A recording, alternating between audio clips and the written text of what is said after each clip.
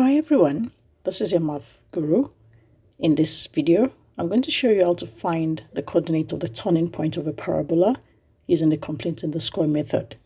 Please don't forget to click on the like and subscribe button below for more easy to understand math concept. The quadratic equation y equals ax squared plus bx plus c can be referred to as the standard equation of a parabola.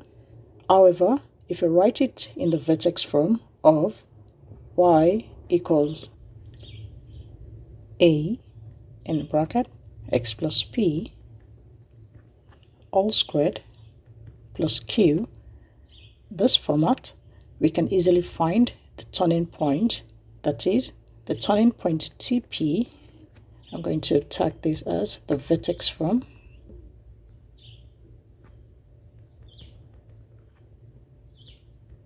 While the first equation is your standard form.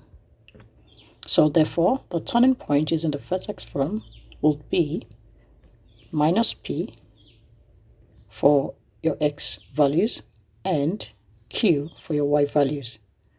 However, to find your vertex form from your standard form, you can use what we call completing the square. In my first example, I have the function f of x equals x squared minus 4x minus 9. I'm to find the turning point of the parabola. Using the method of completing the square, the first step is to make sure that your coefficient of x squared is positive 1. For this example, I have x squared minus 4x minus 9. The coefficient of x here is 1, positive 1.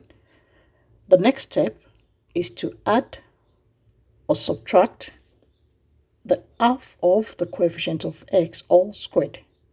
Because this is an expression I'm using, what I'm going to do is to create a space. I have x squared minus 4x, then I have my minus 9.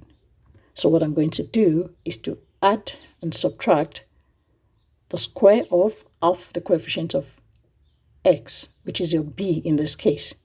So therefore I have plus in bracket, the coefficient of x is minus 4, so I have minus 4 over 2 all squared.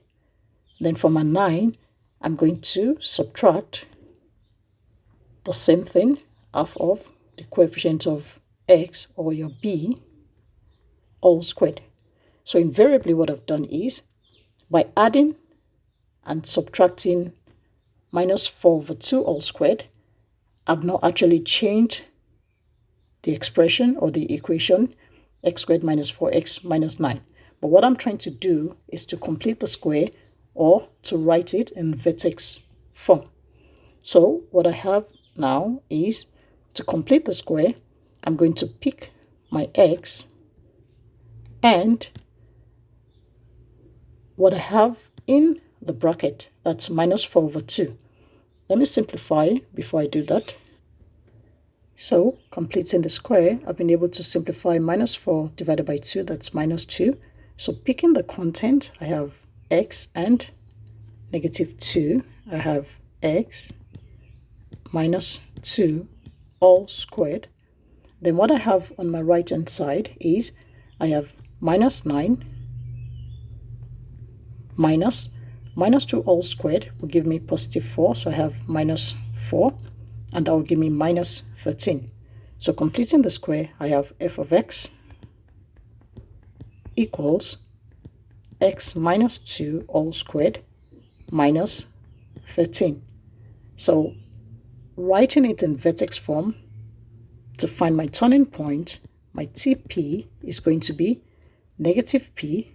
P here, I'm going to highlight that, is my minus 2 and my q is minus 13. So my turning point will be minus 2, that's negative p, that's going to be positive 2, and the value of my q is negative 13. Let's look at another example. In my second example, I have the function f of x equals minus x squared plus 3x minus 2. To complete the square, the first step is to make sure that the coefficient of x squared, or the value of your a, is positive 1. In this example, the value of a is negative 1. To make it positive, I'm going to factorize negative 1. And then I have x squared plus 3x. Now that is going to change because I've been able to factorize negative 1. So I have negative 3x plus 2.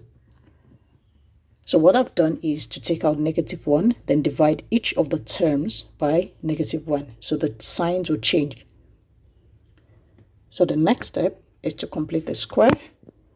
I still have my negative 1. I'm going to put this in a big square bracket. I have my x squared minus 3x. I'm going to put a space. Then I have my plus 2. The next step is to add and subtract the square of half the coefficient of x. The coefficient of x here is my negative 3. So what I'm going to do is to first of all add in bracket half of the coefficient of x. That's negative 3 over 2 all squared. And on the right hand side, I'm going to subtract the same term. That's negative 3 over 2 all squared. Like I mentioned in the previous example, my adding and subtracting the square of half the coefficient of x hasn't changed the equation. I'm only trying to complete the square. If I have minus 1 plus 1, that's 0. So basically, I haven't changed anything. So the next step is I still have my negative 1 outside. Now I'm going to complete the square. That is, pick my x and the value in the bracket. So that is going to be in a small bracket. I have x minus 3 over 2 all squared. Then on my right hand side, I need to simplify. What I have is plus 2. Then I have minus negative 3 over 2 all squared will be 9 over 4. I have my close bracket. And if I simplify that, I still have my x minus 3 over 2 all squared. On my right hand side, 2 minus 9 over 4. I'm going to solve that on my right. 2 minus 9 over 4 is the same as, to make the denominator the same, I'm going to multiply my left hand side by 4. So I have 8 over 4 minus 9 over 4. The denominators are now the same. That will be negative 1 over 4. So I have that as negative 1 over 4, close bracket. If I expand, what I'm going to have is my function f of x will be negative x minus 3 over 2 all squared. Then because my negative 1 is multiplying the content of the bracket, it's going to change to plus 1 over 4. So I've been able to change from my standard form, which is what I have here. I've been able to complete the square and change it into my vertex form. And from my vertex form, I can easily find my turning point. That's my TP equals, for x values, that's minus p. P is minus 3 over 2. So if I multiply that by minus 1, that will give me positive 3 over 2. And for my y values, I have my q, which is 1 over 4. Thanks for watching. Bye.